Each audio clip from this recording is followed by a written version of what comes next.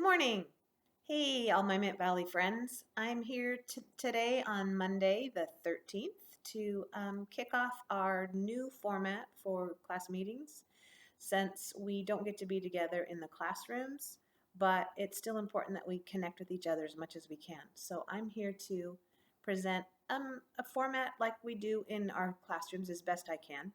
So starting off with, remember we always try to compliment each other. And when we pass the ball around, we talk about something we like about the person sitting by us. So if there's anybody sitting next to you right now or around you, give them a compliment.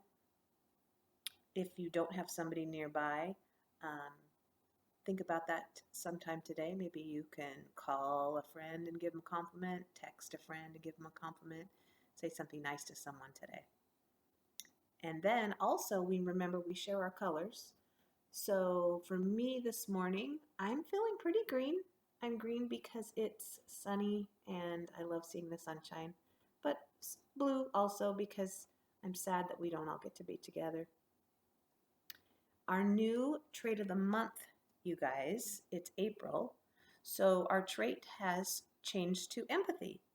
So I don't know how much you know about empathy. So today I'm going to read you a short story that gives you a pretty good idea of what empathy is. And then when we're done, you can take some time to make a plan for how you're going to practice showing empathy until I see you next week. Okay? So it's called Stand in My Shoes. And it goes like this. Emily, this is the fourth time you've barged into my room. I'm trying to study for a big test. I just want to talk to you, Emily whined. Alicia closed her book and said, Can't you have a little empathy? Emily had no idea what her big sister meant. What's empathy?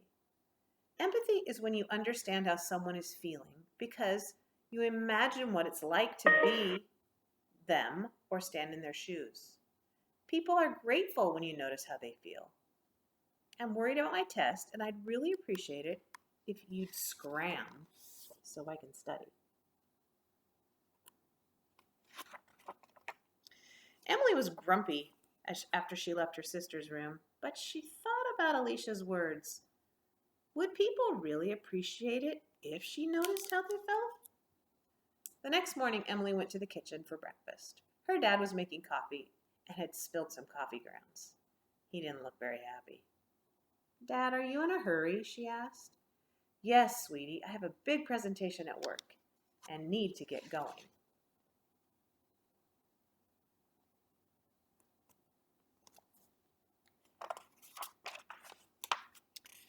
Emily found a wet dish rag. You look tired, Dad. How about if I clean up the coffee while you get your other stuff together? Would that help? For a moment, Emily's dad just looked at her and then he hugged her. You're the best, Em, he said as he grabbed his coat and hurried out the back door.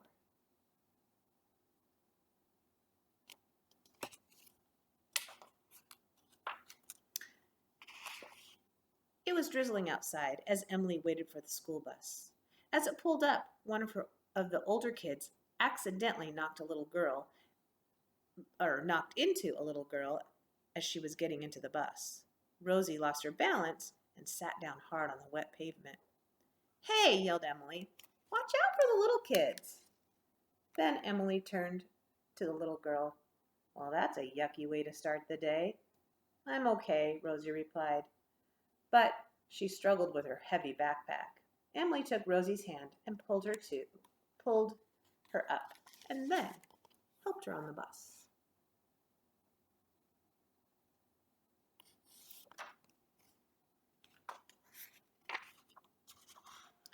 In class, Mrs. Fitch was not her usual laughing self.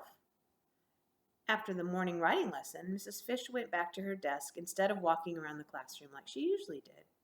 Emily noticed that her teacher's eyes were red and that she wiped her nose with a tissue. Mrs. Fitch, is there something wrong? My little dog Buster died last night, she said quietly. He was very sick. We were hoping he'd get better, but he didn't. Oh no, said Emily. I'm not sure how you feel, but it has to hurt. It does. Thank you for asking.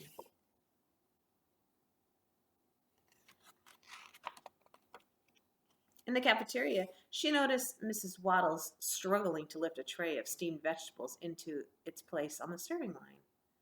That sure looks heavy, Emily said. It is, Mrs. Waddles said. I get a workout every day when I serve lunch. That's quite a load of stuff, Emily said to Mr. Redmond as he pushed the cart down the hallway. I just hope I don't run somebody over. Emily decided to walk in front of the cart, yelling in a loud, clear voice, "Coming through! Art cart coming through!"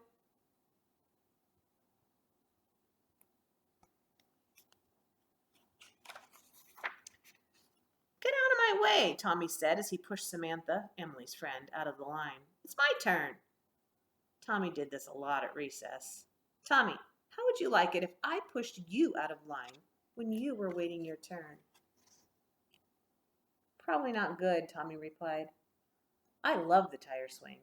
Samantha loves it as much as you do, so don't push her and try to take it away, okay? Sorry, mumbled Tommy as he walked to the end of the line.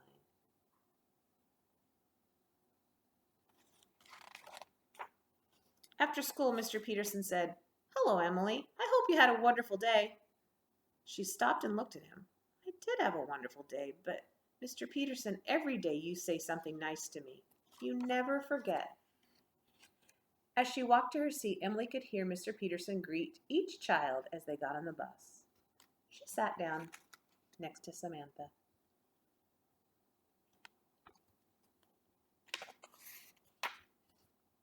When the seats were almost full, Rosie rushed onto the bus, out of breath. Oh no, there isn't a place for me. Emily nudged Samantha and then asked her to slide over. Rosie, you can sit with us. I can? Thanks.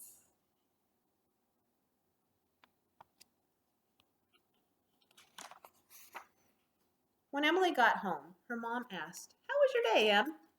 You look deep in thought. I'm fine, but I'm wondering about something. What's that? You always seem to notice how I'm feeling. Part of being a mom. But how about you? Who notices how you're feeling? Asked Emily.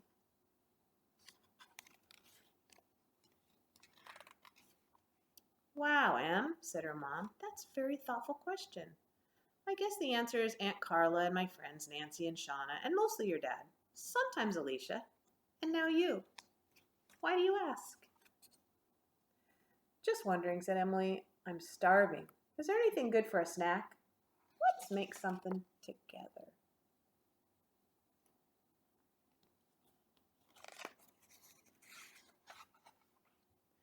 It was almost bedtime. Emily could see Alicia studying in her room. Instead of barging in, Emily knocked on the door. Can I come in? Or are you busy? You look like you want to talk, said Alicia. Come on in. I've been noticing how people feel, Emily said. You know, that empathy stuff? So, what happened? What did you learn?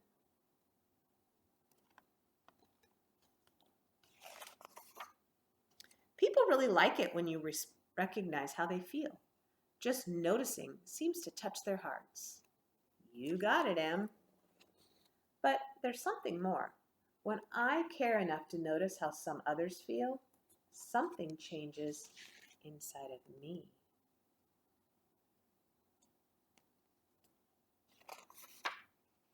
It sounds like you enjoy that feeling. Yeah, I do, replied Emily. Good. Now get out of here so I can study. And that's the end of our story, Stand in My Shoes.